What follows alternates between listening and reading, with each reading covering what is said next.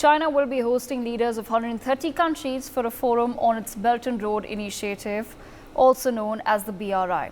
The two-day conference is being held in China and marks the completion of 10 years of the Belt and Road Initiative, a key Chinese project envisioned by President Xi Jinping.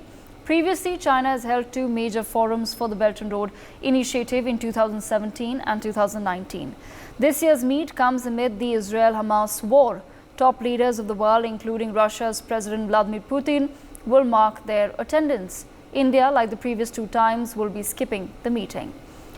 What really is then the Belt and Road Initiative? Xi Jinping announced his plans for a Silk Road economic belt and the 21st Century Maritime Silk Road in the fall of 2013. This policy is now known as the Belt and Road Initiative. China's goals in 2013 were the following: connecting participating countries' infrastructure, encouraging nations to open their markets to China, and facilitating trade while aligning the overall economic development policies of the participating nations with China. Since its launch in 2013, China has invested an estimation of $100 billion into BRI-related infrastructure projects all across the world. With the promise of prosperity, China invested in several developing nations through the BRI. But the last decade has proven how China's BRI is much more than simply securing trade routes and gaining access to markets. Through BRI, China has managed to bring several developing countries of the world under severe debt. The Hambantota port in Sri Lanka has become a cautionary tale for countries that have entered into infrastructure projects with China.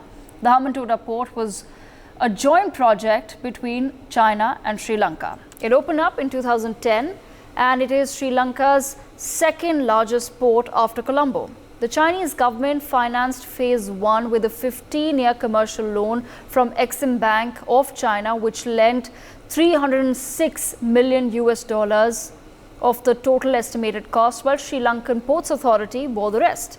The first phase of the port was inaugurated on the 18th of November 2010. The second phase of construction began in 2012 after the Exim Bank of China loaned another $757 million with an interest rate of 2%.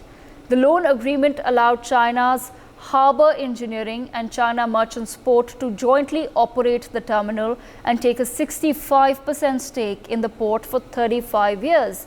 It was decided that after 35 years, the ownership of the port will be returned to Sri Lanka Ports Authority.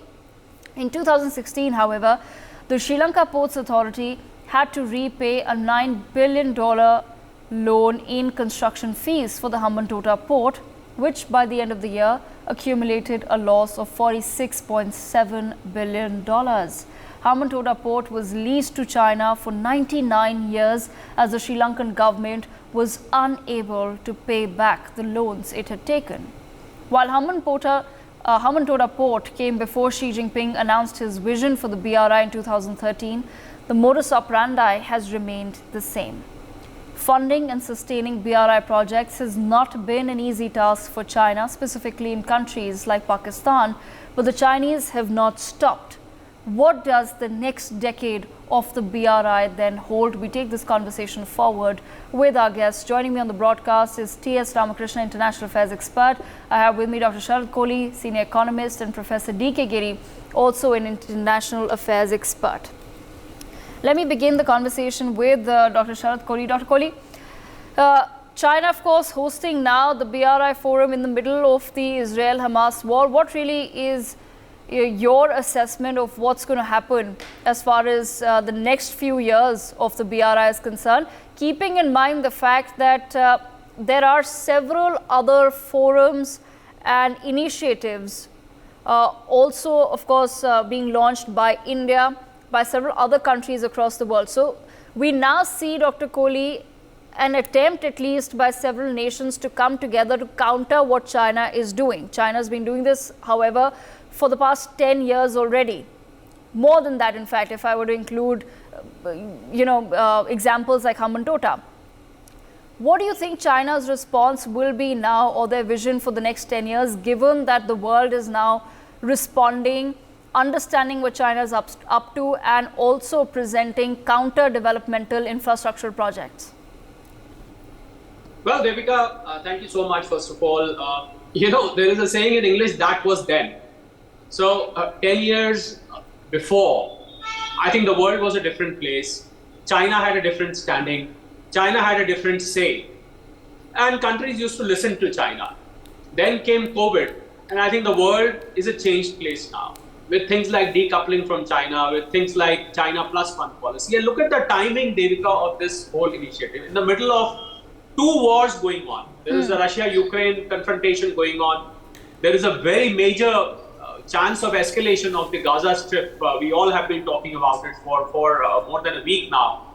In the midst of that, when the world is facing a geopolitical challenge, and the world is getting divided into two parts, there are nations like China who are supporting Hamas.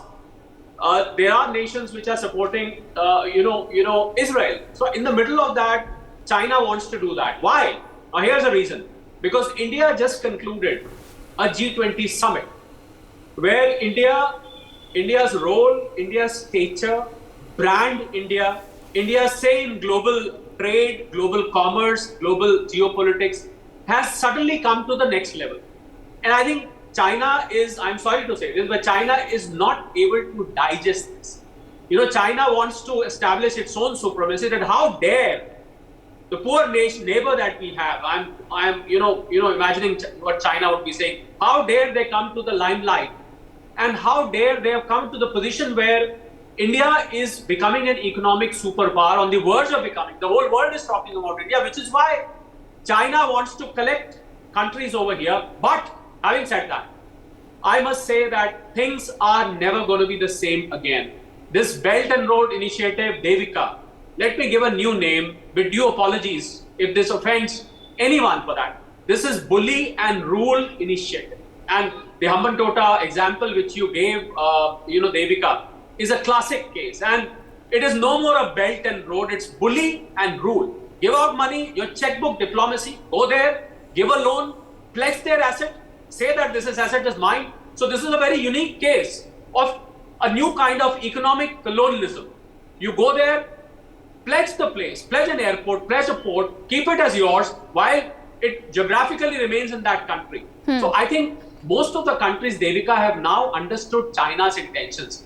I have very, very strong doubts if this meet is going to be successful, number one. Number two, I have doubts if a lot of countries would attend this very seriously. Number three, they would show mirror to China for its domestic problems which China is facing. The financial sector is in problem, the real estate sector is in problem, manufacturing is in problem, export is in problem, technology is in problem. I can just go on and on. So I think China is just trying to cover up its own domestic problems by showing that, look, we are still a superpower in the world, and we have this that magnet in us to pull the whole world to our country and make them talk what we want to talk. I'm sorry, that is not going to work this time, Devika. I'm very convinced about this. Okay, I'll come back to you, Dr. Kohli. T.S. Ramakrishna, let me bring into the conversation, sir. Same question to you. I'd like to understand from your perspective, given the sort of examples that I have, sir, the fact that China was able to do what it was doing for the past 10 years, understandably so, because there were no alternatives per se that were being presented by other superpowers of the world. Given that we now have to look at the decade coming forward, the decade before us now, in the next 10 years, how do you think China will be able to maintain, sustain, and also convince nations to continue to be a part of the BRI, when clearly there are examples in the world of now alternative initiatives that countries such as India with other superpowers are offering to so many of these developing nations? Yeah, you are right. So my previous speaker has clearly stated about all these points. So I also want to say that this G20 summit was an eyesore for China, and the president has not attended. He has sent only the Prime Minister of China. So with the kind of the corridor that we are aiming through Middle East, and then through Saudi Arabia, and then to the Israel, and then to the Europe. So they wanted to, they know that their idea of, BRI is in danger.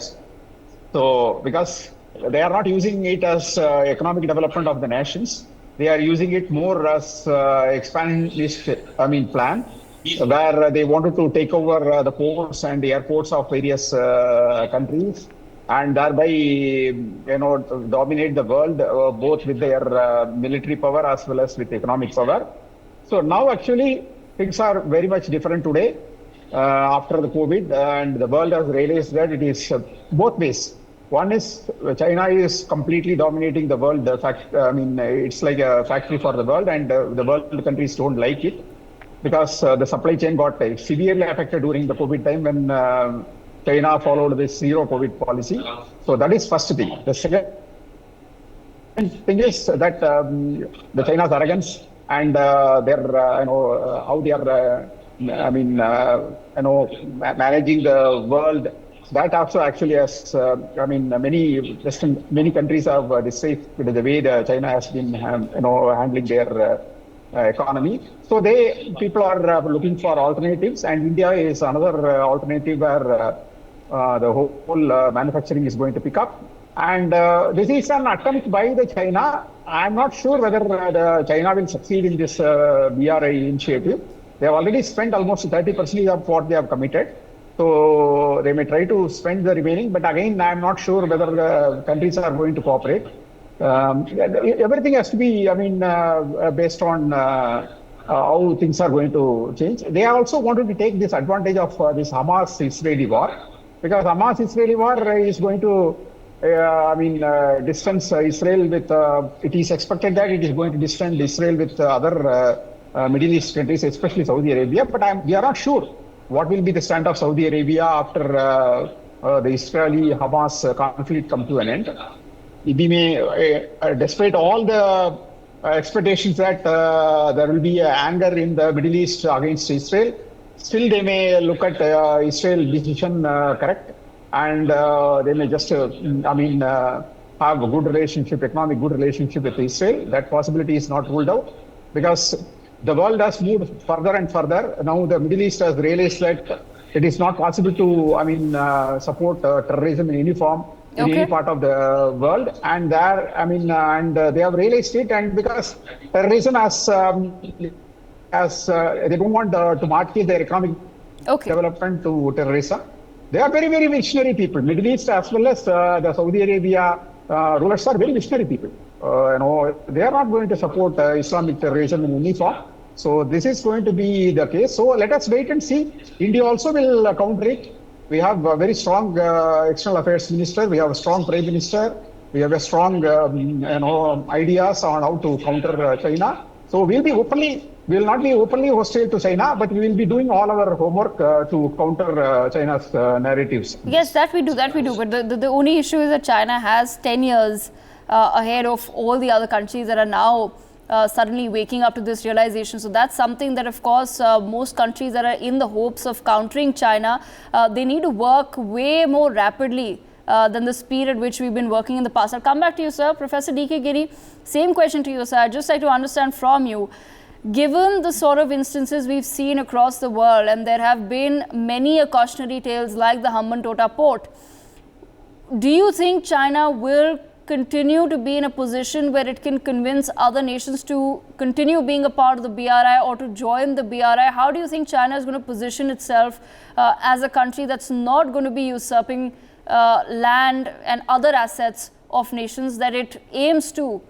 bring into the BRI in larger projects? For the past 10 years, we've been seeing it's been railroads, it's been gas pipelines, ports, and all of that, but China has a much larger vision. How do you think they'll be able to position themselves, given the sort of experience other countries that have been a part of the BRI for the past 10 years, the sort of experience they've had with China's debt trap? You see, I'm not very optimistic about China's BRI, but you see, other countries, particularly the countries in the south, they would like to play along as long as they can. Because once Nepalese ambassador told us that China has a bit of surplus money and we are trying to tap it into. So that is the most countries, even in the Middle East, will try to do that. My only difference with my predecessor, the previous speakers, is that it is not the G20 meeting that has provoked China to call this global meeting actually of 90 countries or so. It is what happened in the Middle East, really, because now the countries in the Middle East will be distancing, at least superficially, from Israel, and China would know that this was going to happen. Except Netanyahu, perhaps all other partners in crime knew that there would be an attack, of such a massive attack on Israel. And even Israel commanders have said it. So he was preparing that in an event of such attack, then he would trap or seduce the countries in the Middle East to join China. And it is a competition with the United States for global supremacy, and China's economy is declining. Now there is an alternative, the India, Israel, Saudi Arabia, US initiative, which is partnership-based, not the debt trap that you very correctly described in terms of Havantota port in Sri Lanka. So China would try to stay relevant, and Putin has a few friends, so he is there to join the show of strength. And China's economy is decidedly weakening, and it was strong as long as the West wanted to build it. Now they have pulled the rug out of Chinese feet, so China is really tottering. But the irrepressible ambition of global power that Xi Jinping has, he would try to compete with United States. Time will say how much he will succeed, but I am not optimistic at all that China has any future as a global leader. In fact, I have, let me say one more sentence. In my writings, I have even, I'm not a clamband person or foreteller, but China, I fear China falling apart like Soviet Union did. So that is my fear, and we should all aid that process, because China is a threat to global peace and security. But Professor D.K. Giri, was it just a coincidence that just weeks after India concludes the G20 and announces the India, Middle East, Europe, forum to take projects further, to announces this big corridor in the Middle East, and suddenly there's a massive war that has erupted between Israel and Hamas? No, Hamas, you see, Hamas is a terrorist organization. They survive by killing. Otherwise, they would not exist. That is their existential rationale, actually. But yes, it was on the cards, and China was perhaps preparing for this meeting. China was nibble away our territory. China was riddle us, but China is not competing with India. India should compete with China. I'll put it the other way. China is competing with the US, for global supremacy. We are not a competitor with India, China actually. So that, we sometimes overstate our case, you see, and that's not, we should be realistic. Yes, okay. China will not see India grow, that is true. But we should be competing with China. We are not doing it, and China will not let India grow to be a big power, to a regional rival. So, but we think that we have become a threat to China. No, we are far behind that. Let's be realistic. I am also ultra-nationalist like anybody else. But we should do a reality check, and we should go build our economy, build our strength more, and choose the right partners, and to be very wary of China. We are not. I give 10 to 10 to Modi's foreign policy, except on China. And I think we have fumbled on China. We have not taken on China that we should have. Yeah. Okay, I'll come back to you in just a moment. Sharad Kohli, bringing you back into the conversation. Besides choosing the right partner, Sharad, and like I said, China does have 10 years ahead of all the other countries that are now in a race to present counter proposals and alternatives to what it's doing. At the same time, in a country like Sri Lanka, when the whole Havantota port deal was signed, the leader in the country at the time was a pro-Chinese man. It was, not signed under the current leadership. It was signed under the Rajapakshas that have known to have connections with China and a pro-China alignment.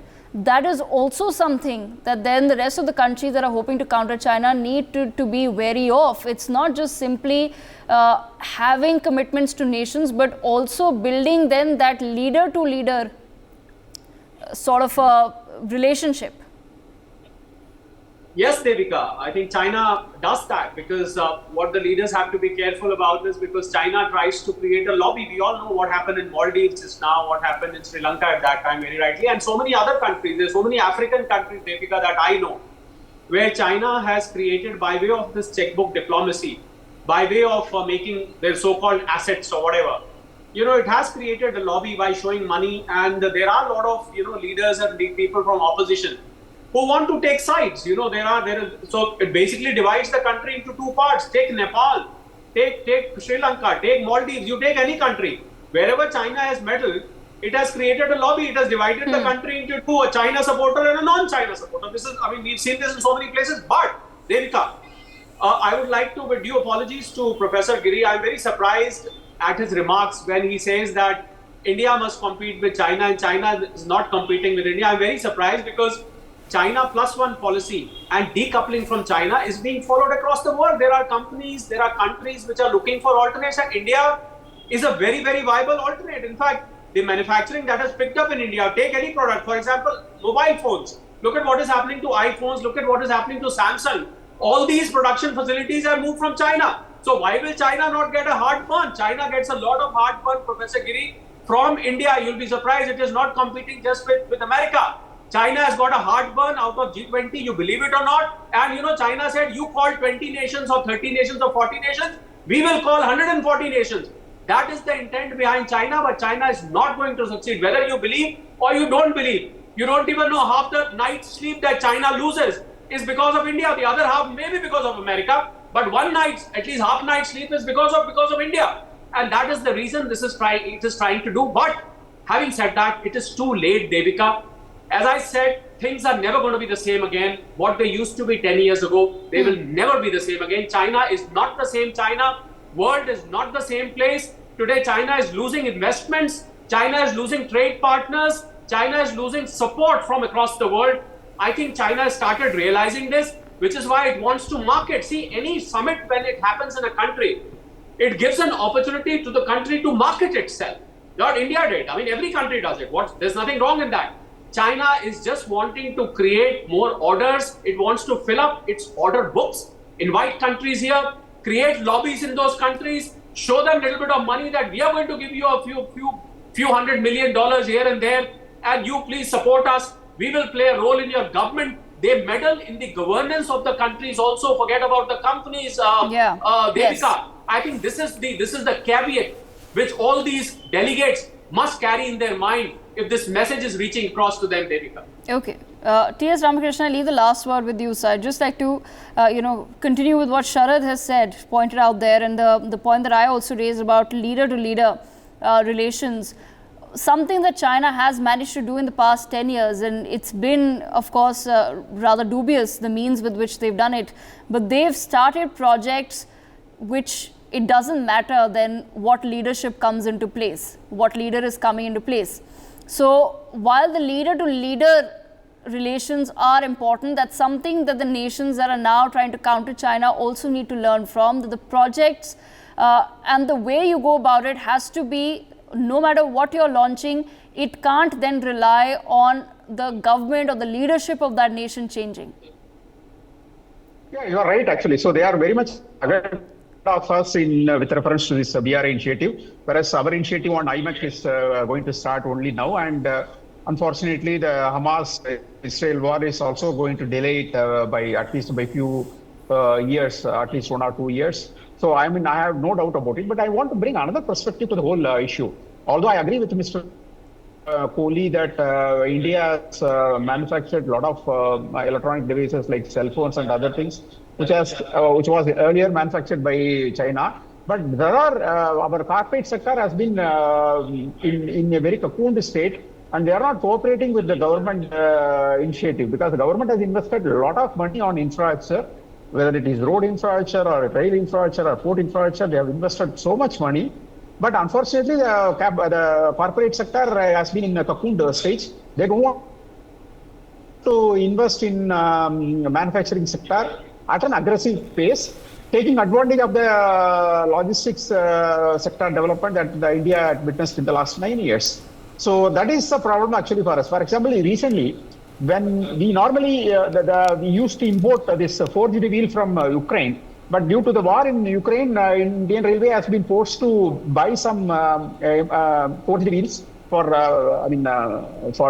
rolling stock. Some forged wheels from China. We have to buy from that.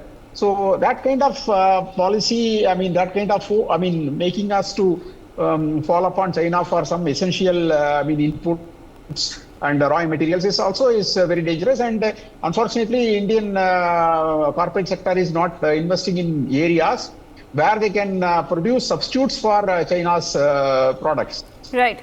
Absolutely. So it's the budget has to, the next budget has to see that those who are investing in products, those who are investing in new facilities which will have a substitution effect for China's product will get tax benefits and other benefits. Okay, I've run out of time, but I thank all of government of India should ensure. I thank all of our guests for joining us on the broadcast to take this conversation forward of what the next phase of the next decade for China's BRI looks like, with other contenders such as India and other superpowers now entering the fray in terms of presenting alternative options to countries across the world.